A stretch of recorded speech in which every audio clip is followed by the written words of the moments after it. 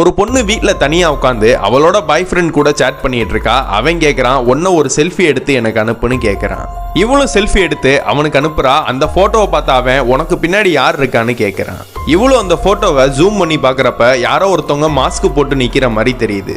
யாரா இருக்குன்னு இவளும் கொஞ்சம் பக்கத்துல போய் பாக்குறப்ப அங்க ஒரு ஆள் திடீர்னு வரான். அவன் யாருன்னு பார்த்தா இவளோட அண்ணன். வந்த அந்த அண்ணன் வீட்டில் உள்ள அந்த கார் சாவியை எடுத்துட்டு கிளம்பி போயிடுறான். அதுக்கப்புறம் அந்த பொண்ணு சோஃபாவில் உட்காந்துக்கிட்டு அவனோட பாய் ஃப்ரெண்ட்ட இது வேற யாரும் இல்லை என்னோட அண்ணன் தானு சொல்றான். அவன் திரும்பவும் உன்னை எனக்கு போட்டோ பிடிச்சி அமுச்சு விடுன்னு சொல்றான். அப்ப இவ திரும்பவும் போட்டோ எடுத்துட்டு அந்த போட்டோவை பார்க்கும் போது அந்த மாஸ்க் போட்டவன் கிளியரா தெரியுறான். அந்த போட்டோவை ஜூம் பண்ணி பாக்குறா. இதனா பார்த்த இவளுக்கு ரொம்ப பயம் வருது. இன்னொரு செல்ஃபி எடுத்து பார்க்கலாமேன்னு பாக்குறப்ப இதெல்லாம் பார்த்து பயந்து போன இந்த பொண்ணு பேக் கேமராவை ஆன் பண்ணி பார்க்கறப்ப அங்க யாருமே இல்லை.